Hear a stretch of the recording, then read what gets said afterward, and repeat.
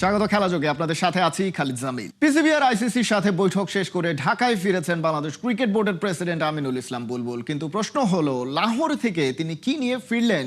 টাইগারদের সাবেক কাপ্তান কি বলছেন?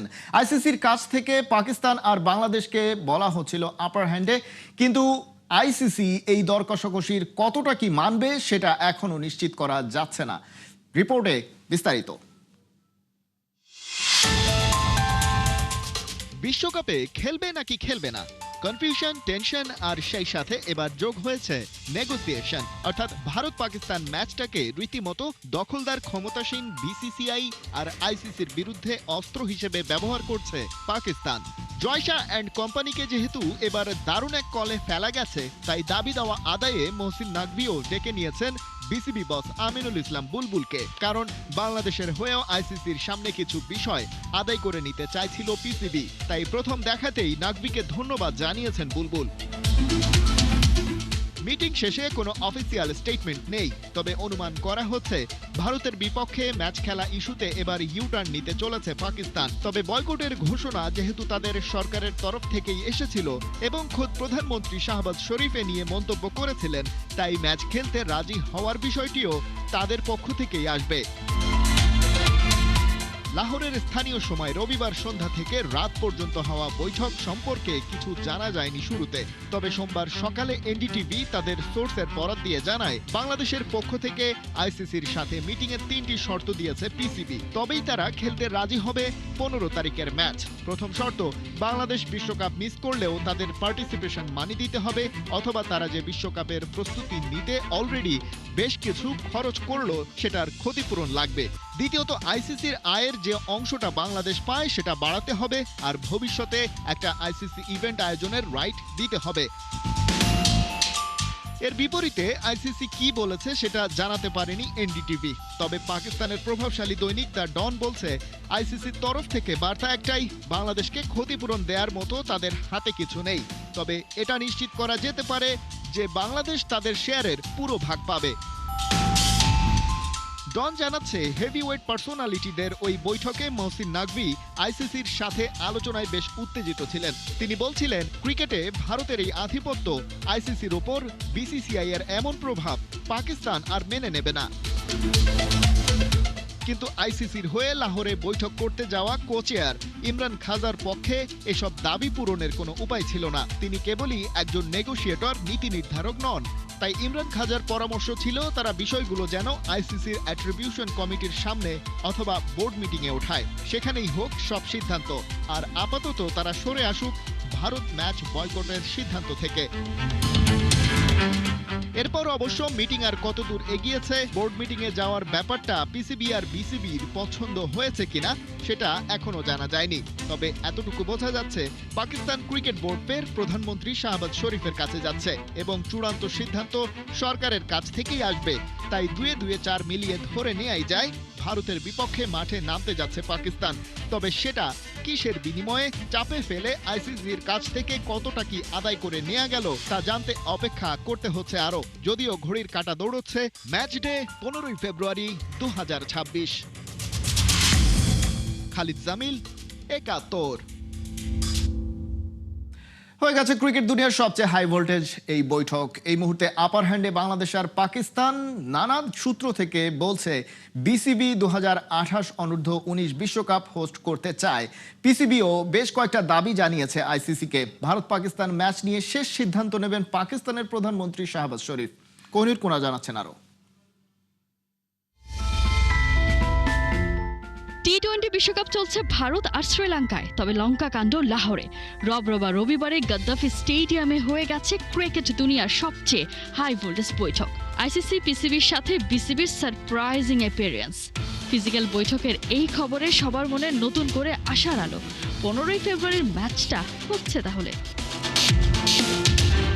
পিসিবির কোঅর্ডিনেশনে হওয়া বৈঠকে আইসিসির পক্ষে ছিলেন ডেপুটি চেয়ারম্যান ইমরান খাজা সহ আরও এক কর্মকর্তা। পিসিবির পক্ষে মহসিন নাকভি আর বিসিবির সভাপতি আমিনুল ইসলাম বুলবুল। বৈঠক চলে 5 ঘন্টা। পিসিবি আর বিসিবির মধ্যেও আরও একটা বৈঠক অনুষ্ঠিত হয়। ফলাফল না জানা গেলেও সূত্র বলছে, পিসিবি আর বিসিবির দাবির প্রতি সাড়া দিয়েছে আইসিসি। টেলিকম এশিয়া বলছে বৈঠকে আইসিসির কাছে বিসিবির ক্ষতিপূরণ দাবি করা হয়েছে। আইসিসির আয়ের একটা বড় অংশ পায় বিসিসিআই, এবার ফান্ড বাড়াতে হবে পাকিস্তানের জন্য। সবচেয়ে গুরুত্বপূর্ণ হলো পাকিস্তান চাচ্ছে আবারও শুরু হোক ভারত পাকিস্তান দ্বিপাক্ষিক সিরিজ। ম্যাচের মধ্যে দু দলের খেলোয়াড়রা হ্যান্ডশেক করবে। এছাড়াও পাকিস্তানকে ওয়ানডে ও টি-20 বিশ্বকাপ আয়োজনের সত্ত্ব দেওয়ার আবেদন করা হয়।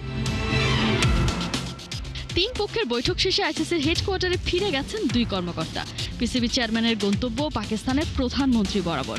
শাহবাজ শরীফই বলবেন শেষ কথা, যদিও এর আগে পাকিস্তানের প্রধানমন্ত্রী জানিয়েছিলেন কোনোভাবেই ভারতের বিপক্ষে ম্যাচটা খেলবে না পাকিস্তান।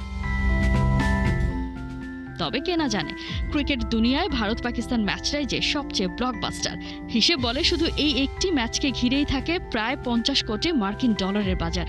বাংলাদেশি মুদ্রায় যা 6120 কোটি টাকারও বেশি। তাই তো এই ম্যাচটাকে কোনোভাবে হাতছাড়া করতে চায় না আইসিসি, আর সেই সুযোগটাকে কাজে লাগিয়ে নিজেদের চাওয়া পাওয়া পূরণ করে নিতে চায় পিসিবি।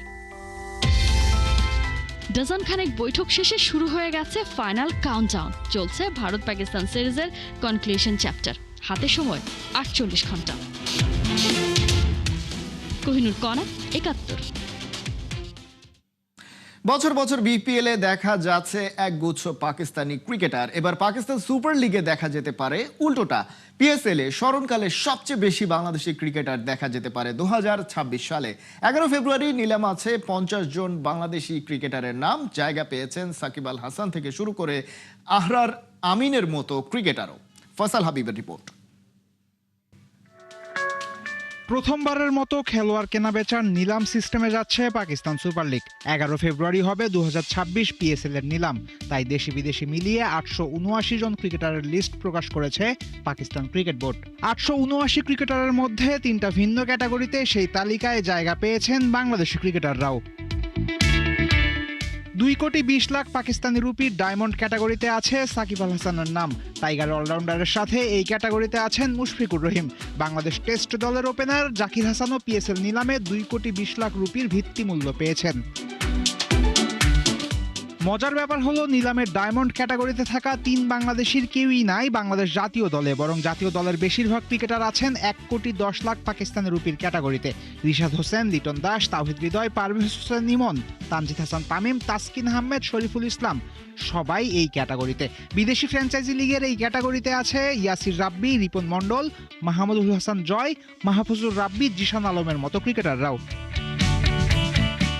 60 লাখ পাকিস্তানি রুপি ভিত্তিমূল্যের ক্যাটাগরিতে আছেন সর্বোচ্চ 25 জন বাংলাদেশি ক্রিকেটার। বিপিএল মাতিয়ে এই ক্যাটাগরিতে জায়গা করে নিয়েছেন আব্দুল গাফফার সাকলাইন, আছেন আলিস আল ইসলাম, আহরার আমিন, রাকিবুল হাসানের মতো জাতীয় দলে অভিষেক না হওয়া ক্রিকেটাররা। একই ক্যাটাগরিতে জাতীয় দলের ক্রিকেটারদের মধ্যে জাকের আলী অনিক, সাইফ হাসান, নাসুম আহমেদ, তানজিম সাকিবরাও আছেন। এমনকি নাসির হোসেন, সাব্বির রহমান, রনি তালুকদাররাও জায়গা পেয়েছেন পিএসএল এর নিলামে।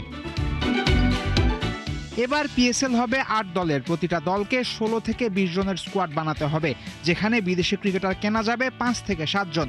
প্রতিটা দল নিলামে সর্বোচ্চ 45 কোটি পাকিস্তানি রুপি খরচ করতে পারবে। একই সাথে ডিরেক্ট সাইনিং বিদেশি ক্রিকেটারের জন্য বরাদ্দ থাকবে 5.5 কোটি পাকিস্তানি রুপি। নিলামে বিক্রি হওয়া প্রতিটা ক্রিকেটারের দলের সাথে চুক্তি হবে 2 বছরের জন্য।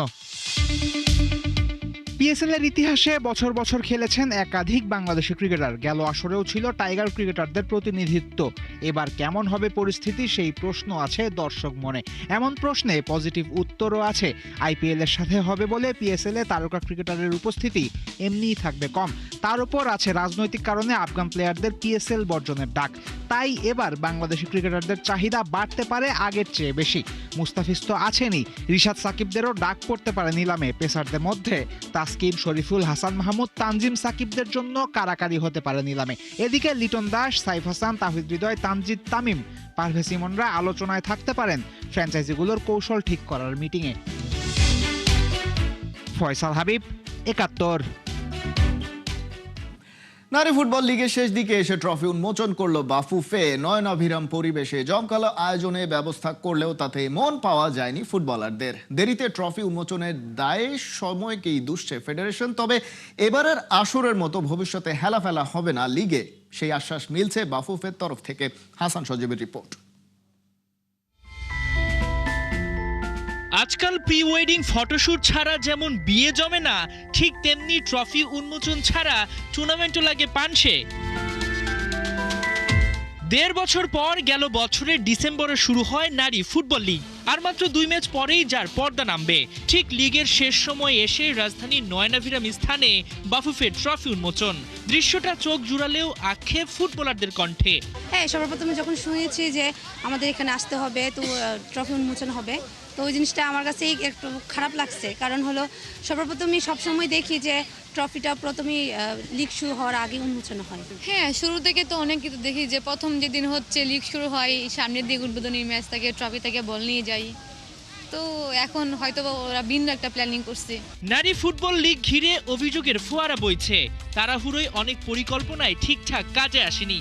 সেটা স্বীকার করেই ভবিষ্যৎ লিগ আরো গোছানো করতে চায় ফেডারেশন। ডেফিনেটলি মন মতো হবে বলবো না, আই এম জাস্ট হ্যাপি যে আমরা লিগটা মোটামুটি এখন দাঁড় পাতে এসে গিয়েছি।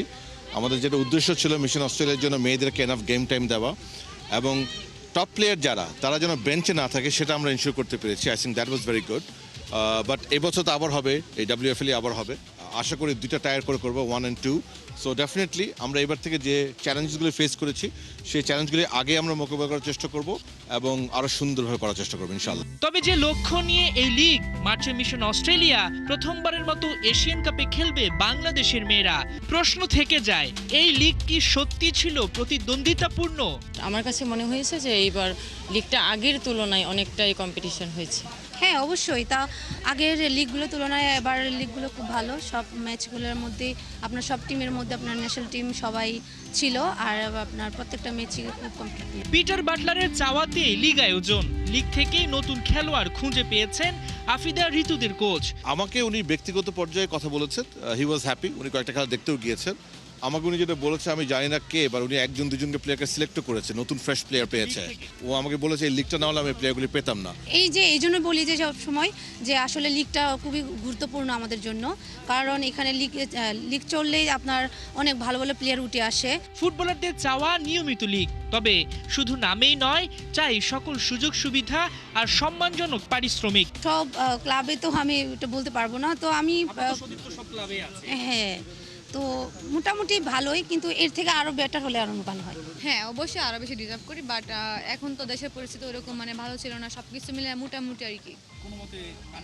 হ্যাঁ, মানিয়ে নেওয়া এরকমই। বিরতির পর মঙ্গলবার থেকে ফের মাঠে গড়াবে নারী লীগ। তবে নির্বাচন পরবর্তী সূচি ঠিক সময়ে এগোবে কিনা সেই অনিশ্চয়তা থেকেই যাচ্ছে। হাসান সজীব, ৭১। নানা কুটচাল প্রয়োগ করেও সুবিধা করতে পারছে না ডোনাল্ড ট্রাম্প। অভিবাসন নীতির কড়াকড়ির প্রয়োগে আন্তর্জাতিক দর্শক হারাতে যাচ্ছে যুক্তরাষ্ট্র। বিশ্বকাপের ভেন্যু শহর ফ্লোরিডাকে অনিরাপদ গন্তব্য বলে বিদেশি দর্শকদের হুঁশিয়ারি করে রেখেছে মানবাধিকার সংগঠনগুলো। এবার কি তাহলে ধস নামবে ইউএস এর পর্যটন শিল্প খাতে? বিস্তারিত তাজিন খন্দকারের রিপোর্টে। ১২২টা সূর্যোদয় আর ১২২টা সূর্যাস্তের অপেক্ষা। এরপরেই সেই মাহেন্দ্র, এরপরেই বিশ্বকাপের উন্মাদনায় মেতে উঠবে পুরো দুনিয়া। সমস্বরে ধ্বনিত হবে উই আর 2026। যুক্তরাষ্ট্র, কানাডা ও মেক্সিকোতে অনুষ্ঠিত হতে যাচ্ছে ফুটবলের মহাযজ্ঞ। সে খবর জানে ফুটবল ভক্তরা। তবে মাঠের খেলাটা শুরুর আগেই যে হাজারো বিতর্ক সঙ্গে করে বসে আছে 2026 ফিফা ওয়ার্ল্ড কাপ। টিকেটের মাত্রাতিরিক্ত দাম নিয়ে তোলপাড় দুনিয়ায়। শুধু কি এক টিকেট ক্রাইসিস? ভিসা জটিলতায় এই বিশ্বকাপ থেকে মুখ ফিরিয়ে নিচ্ছে অনেক দেশের ভক্তরা। কিন্তু এমন অবস্থায় যে কটু কথার চাপে পিষ্ট the great Donald J Trump, কি করবেন ডিসরাপ্টর? এবার যে তার বিরুদ্ধে আরো বড় এক অভিযোগের তীর। বিশ্বকাপ শুরুর আগেই নিরাপত্তার শঙ্কায় বুক কাঁপছে ভক্তদের। যুক্তরাষ্ট্রে যাবেন নাকি যাবেন না তা নিয়ে কথা চলছে মুখে মুখে, কিন্তু হঠাৎ কেন এমন ভীতি? এমন ভয়ের কারণ তো আছে একটা। এবারে বিশ্বকাপে ভেন্যু শহর ফ্লোরিডাকে অনিরাপদ গন্তব্য বলে বিদেশি দর্শকদের হুঁশিয়ারি দিয়ে রেখেছে মানবাধিকার সংস্থাগুলো। কারিকারি অর্থ ব্যয় করে নিশ্চয়ই এমন হুঁশিয়ারির পর সেখানে গিয়ে খেলা দেখতে আগ্রহ হারাবেন দর্শকরা। সম্প্রতি বার্তা সংস্থা রয়টার্স এক প্রতিবেদনে জানায় একাধিক নাগরিক ও মানবাধিকার সংগঠন সম্মিলিতভাবে ফ্লোরিডায় ভ্রমণের সতর্কতা জারি করেছে। তাদের অভিযোগ, কড়াকড়ি অভিবাসন আইন প্রয়োগের কারণে আন্তর্জাতিক পর্যটকদের ক্ষেত্রে বর্ণভিত্তিক প্রোফাইলিং, ত্রুটিপূর্ণ আটকের ঝুঁকি বাড়তে পারে। আর এমন সমস্যা এড়াতে ফ্লোরিডায় খেলা দেখতে যাওয়াদের সবসময় পরিচয়পত্র, নিজ নিজ কনসুলেটে ভ্রমণ পরিকল্পনা নিবন্ধন সংক্রান্ত কাগজপত্র সঙ্গে রাখার পরামর্শ দেওয়া হয়েছে। মানবাধিকার সংগঠনগুলোই নয়, একই সংখ্যা প্রকাশ করেছেন ফ্লোরিডার ইমিগ্রেন্ট কোয়ালিশনের নির্বাহী পরিচালক টেসা পেটিট। ফ্লোরিডা এখন ভ্রমণের জন্য একেবারেই নিরাপদ শহর নয়। সেখানে গায়ের রং, ভাষা কিংবা উচ্চারণের ধরন দেখে বিভিন্ন সময় জটিলতায় ফেলা হয়। মূলত কোনো কিছু যাচাই বাছাই করা ছাড়াই গ্রেফতার করার মতো ঘটনাও ঘটছে, যা কিনা আন্তর্জাতিক পর্যটকদের জন্য অপমানজনক হতে পারে। যদিও ফ্লোরিডার বিভিন্ন ট্যুরিজম সংস্থা বলছে ভিন্ন কথা। এ ধরনের স্টেটমেন্ট রাজনৈতিক উদ্দেশ্য প্রণোদিত ও যুক্তরাষ্ট্রের শিল্পখাত ক্ষতিগ্রস্ত করার পাঁয়তারা। তবে এ কথার এগেইনস্টেও আছে অনেক যুক্তি। শুধু ফ্লোরিডাই নয়, অভিবাসন বিরোধী নীতিমালার বিরুদ্ধে যুক্তরাষ্ট্রের বিভিন্ন রাজ্যে বিক্ষোভ চলছে। এমন ঘটনায় মিনেসোটা অঙ্গরাজ্যে পুলিশের গুলিতে আন্দোলনরত 2 জন মারাও যান। তাজিন খন্দকার, ৭১। এই ছিল এখনকার খেলা যোগে। সরাসরি সংবাদ অনুষ্ঠান দেখতে চোখ রাখুন ৭১-এর ফেসবুক পেজে এবং সাবস্ক্রাইব করুন ৭১-এর ইউটিউব চ্যানেল। ৭১-এর সাথেই থাকুন।